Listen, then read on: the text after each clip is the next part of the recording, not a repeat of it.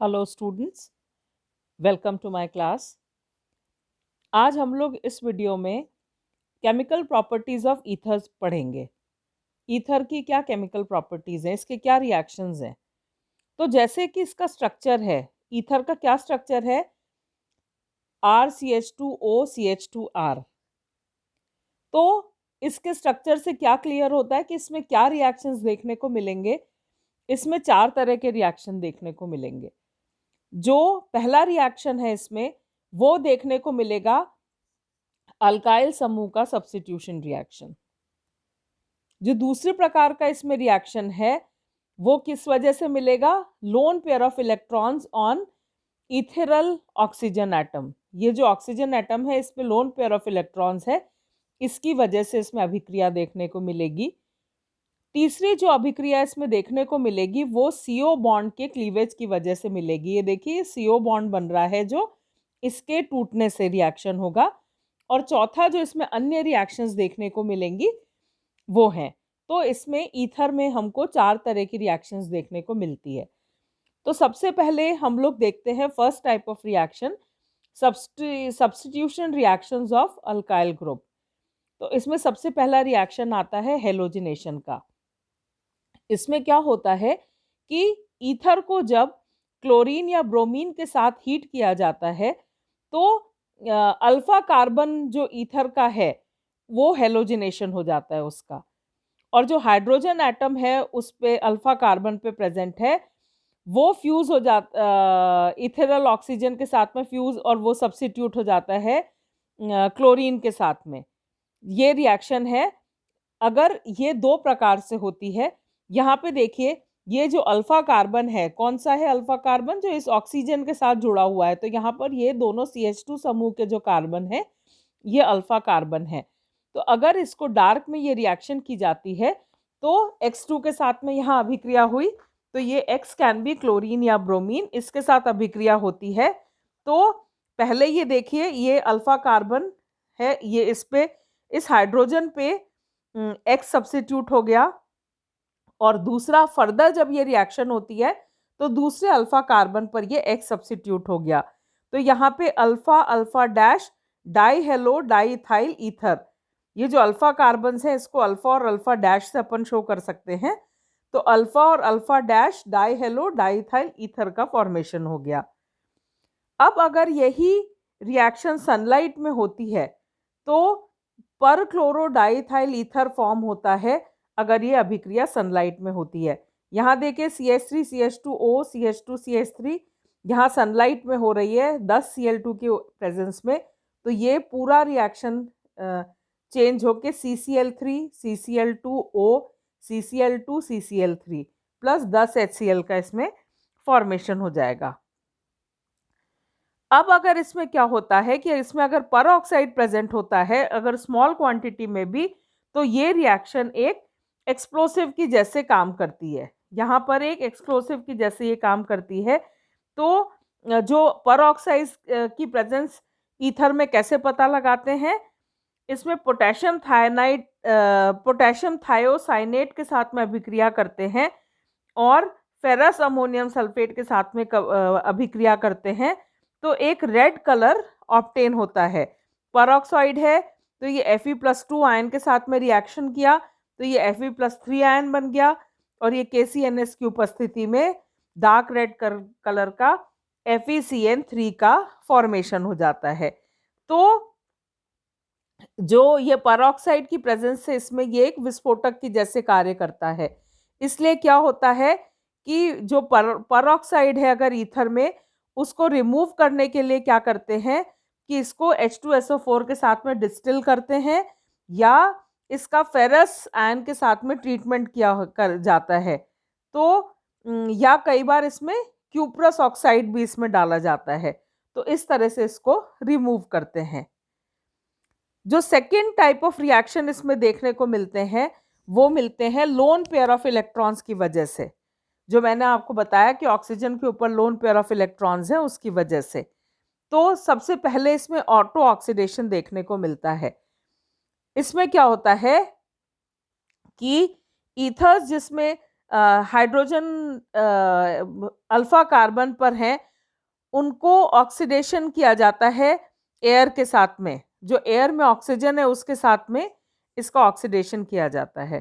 For example, अगर diethyl ether को बहुत टाइम तक रखा जाए, एयर मतलब उसके एयर के कांटेक्ट में आते हैं, कई वीक्स और कई महीनों तक रखा जाता है, तो क्या होता है, वो ऑटो ऑक्सीडाइज हो जाता है और उसमें एक इम्प्योरिटी 1 इथॉक्सी इथाइल हाइड्रोपरऑक्साइड का फॉर्मेशन हो जाता है। ये अगेन एक एक्सप्लोसिव है और इसके लिए क्या करते हैं, इसमें Cu2O ऐड करते हैं जिससे कि परऑक्साइड का फॉर्मेशन नहीं हो। ये देखिए, ये ईथर है, ऑक्सीजन की प्रेजेंस में ये बन जाता है 1 इथॉक्सी इथाइल हाइड्रोपरऑक्साइड। ठीक है, तो ये एक इसमें फिर Cu2O ऐड किया जाता है जिससे इसका फॉर्मेशन नहीं हो। दूसरा जो इसमें रिएक्शन देखने को मिलता है इसकी वजह से, वो है ऑक्सोनियम आयन का फॉर्मेशन।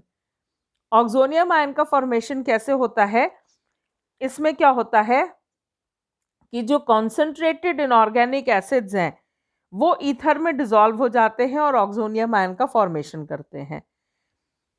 यहाँ पर क्या होता है कि ये ब्रॉन्स्टन लॉरी थ्योरी के बेस के तरह ये बिहेव करता है।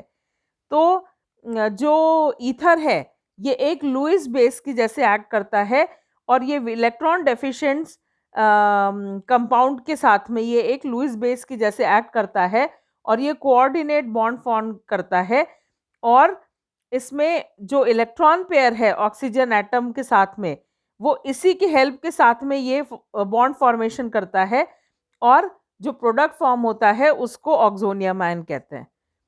अब यहाँ पर अपन एग्जाम्पल देखते हैं कि ईथर्स को अपन हीट कर रहे हैं कंसंट्रेटेड सल्फ्यूरिक एसिड के साथ में।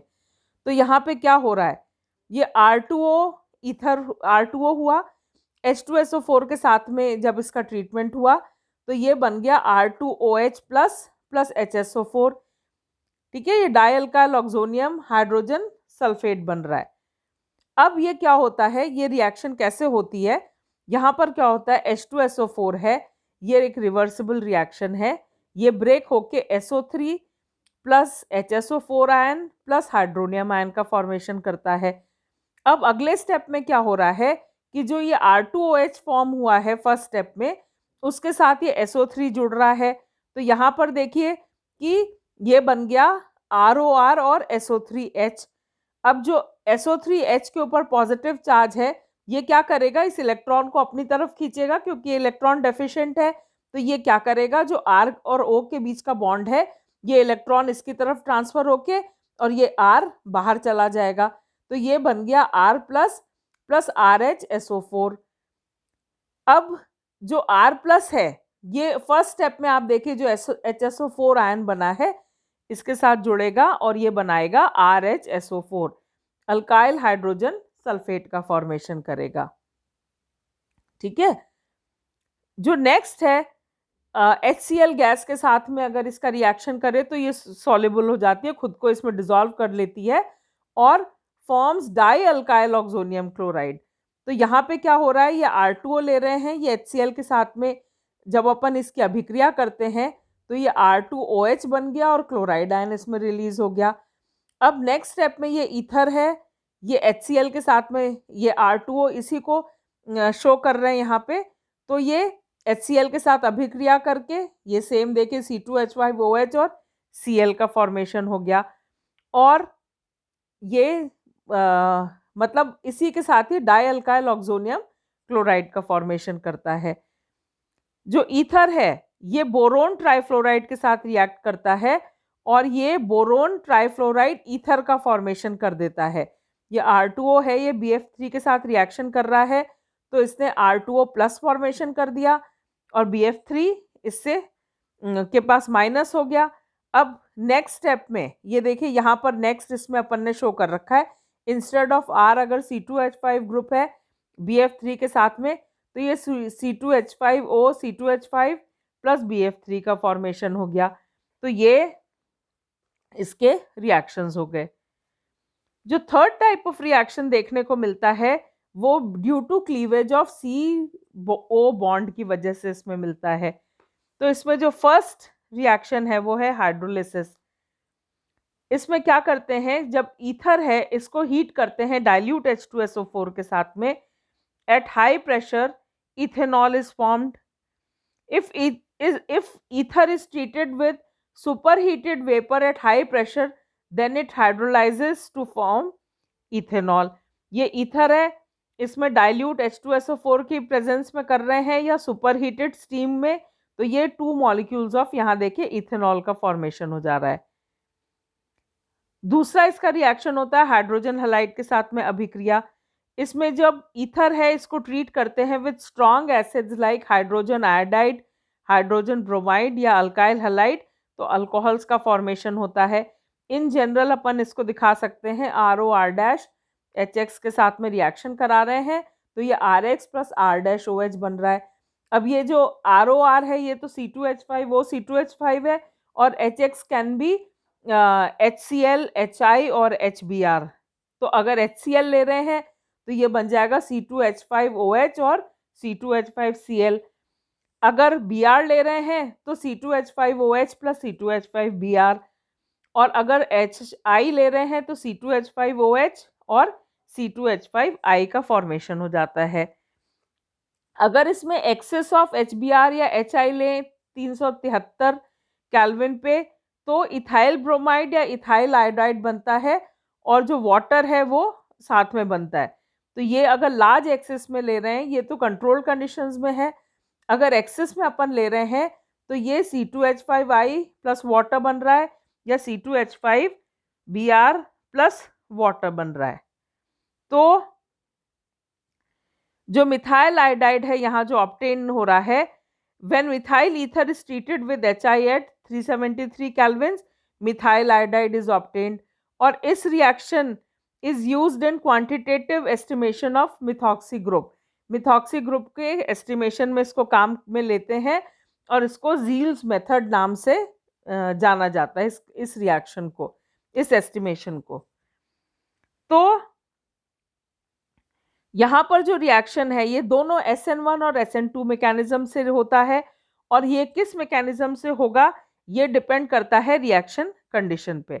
तो यहाँ पे हम रिएक्शंस देख रहे हैं HX के साथ में। अगर SN2 से अभिक्रिया है तो क्या हो रहा है, जो HX है ये ब्रेक कर रहा है H आयन और X आयन में। अब फर्स्ट स्टेप में क्या हो रहा है, जो ईथर है इसका प्रोटोनेशन हो जा रहा है, और ये प्रोटोनेटेड ईथर का फॉर्मेशन हुआ। और सेकेंड स्टेप में क्या हो रहा है, जो प्रोटोनेटेड ईथर है ये X के साथ में अभिक्रिया करके ये RX और अल्कोहल का फॉर्मेशन कर देती है। तो ये इसकी अभिक्रिया हो गई। अगर यहाँ पर HX एक्सेस में प्रेजेंट है, then the product ROH reacts with HX in the following manner. अगर एक्सेस में प्रेजेंट है तब क्या होगा, ROH है ये HX के साथ में अभिक्रिया करके ये ROH2 का फॉर्मेशन करेगा और X आयन का फॉर्मेशन करेगा। और यहाँ पर क्या होगा, क्योंकि इसके ऊपर इलेक्ट्रॉन्स की कमी है तो X इसके ऊपर अटैक करेगा, तो RX बन गया और वाटर मॉलिक्यूल इसमें से रिलीज हो जाएगा। तो ये इसकी रिएक्शन है। दूसरा जो रिएक्शन यहाँ पर है वो है SN1 मैकेनिज्म। इसमें क्या होता है, कार्बोनियम आयन का फॉर्मेशन होता है। तो HX ब्रेक करके H आयन और X आयन बना रहा है। अब ये ईथर के ऊपर जब रिएक्ट करेगा H आयन, तो ये बन जाएगा एक कार्बोनियम आयन, ROR और H इसके साथ जुड़ा और इस पर पॉजिटिव चार्ज आ गया। अब ये क्या करेगा कि इसमें से ये कार्बोनियम आयन का फॉर्मेशन करेगा R प्लस ROH, और ये जो कार्बोनियम आयन का फॉर्मेशन हुआ ये X के साथ रिएक्शन करके RX का फॉर्मेशन कर देगा। अब यहाँ देखने वाली चीज क्या है कि जो रिएक्शन SN2 मैकेनिज्म के साथ होगा, अगर यहाँ पर एक ग्रुप मिथाइल और दूसरा ग्रुप सेकेंडरी या प्राइमरी अल्काइल ग्रुप है, तो यहाँ पर ये मिथाइल हैलाइड का फॉर्मेशन होगा, और जो रिएक्शन है वो SN2 के साथ में कंप्लीट होगा जो यहाँ पे दे रखा है। ठीक है, अगर इसमें एक ग्रुप मिथाइल है और दूसरा ग्रुप प्राइमरी या सेकेंडरी अल्काइल ग्रुप है, तो SN2 मैकेनिज्म के साथ ये रिएक्शन कंप्लीट होगा जो यहाँ पे दे रखा है। अगर यहाँ पर एक ग्रुप मिथाइल है और दूसरा ग्रुप टर्शरी अल्काइल है तो क्या होगा, मिथाइल अल्कोहल मिलेगा और ये रिएक्शन SN1 मैकेनिज्म के साथ होगा जो यहाँ पर दे रखा है। तो यहाँ पे ऑर्डर ऑफ रिएक्टिविटी क्या हुई, इसमें सबसे ज्यादा रिएक्टिव HI है, फिर HBr है और फिर उसके बाद में HCl है। अगर साइक्लिक ईथर ले रहे हैं तो यहाँ पर 1 मॉलिक्यूल ऑफ डाइहलाइड फॉर्म होगा। ये इस रिएक्शन में आप देखिए टेट्राहाइड्रोफ्यूरन ले रहे हैं और यहाँ पर 1,4 डाइआइडो ब्यूटेन का फॉर्मेशन हो जा रहा है। फिर फिनॉल्स और alkyl iodides are produce when alkyl aryl ether reacts with HI, या एनिसॉल है, ये HI के साथ अभिक्रिया करके फिनॉल बना रहा है और CH3I बना रहा है। तो ये इसके रिएक्शंस इस मैकेनिज्म के अनुसार थे। इसके बाद इसमें और जो रिएक्शंस देखने को मिल रहे हैं वो है रिडक्शन रिएक्शन। तो यहाँ पे रिडक्शन में क्या हो रहा है कि डाइथाइल ईथर की जब रिडक्शन करते हैं with sodium in liquid ammonia तो अल्केन्स एंड अल्केनॉल्स आर फॉर्म्ड। यहाँ पे आप देखिए यहाँ पर इसका रिडक्शन कर रहे हैं सोडियम और लिक्विड अमोनिया, तो इथेन और इथेनॉल का इसमें फॉर्मेशन हो गया। एसिटाइल क्लोराइड के साथ में रिएक्शन कर रहे हैं तो इन प्रेजेंस ऑफ अनहाइड्रस AlCl3 और ZnCl2 और MgCl2 ethers react with acetyl chloride and forms ethyl acetate and ethyl iodide। यहाँ पे देखिए इसके बीच में ये रिएक्शन कर रहे हैं तो ये देखिए Ce2H5 और Cl ये मिल जाएंगे और इधर का ये ज्वाइन होके C2H5Cl plus CH3C double bond O C2H5 का फॉर्मेशन हो जाएगा। एसिटिक एनहाइड्राइड के साथ अगर ये रिएक्शन देखें तो ड्राई ZnCl2 की प्रेजेंस में अगर ये रिएक्शन हो रहा है तो ether is heated with acetic anhydride to give ethyl acetate. ये यहाँ पे रिएक्शन देखने को मिलती है। यहाँ पे ये ईथर है और ये C2H5OH और CH3C double bond O COCH3 anhydride के साथ में रिएक्शन कर रहे हैं तो यहाँ पे 2 मॉलिक्यूल्स CH3CO C2H5 के अपन को मिल जाएंगे। इसके बाद अगला रिएक्शन है with carbon monoxide. Carbon monoxide के साथ में क्या होता है कि ईथर कार्बन मोनोऑक्साइड के साथ रिएक्ट करता है एट 398 से 423 केल्विन और 500 एटमॉस्फेरिक प्रेशर पे इन presence of catalyst BF3 and water in large amount.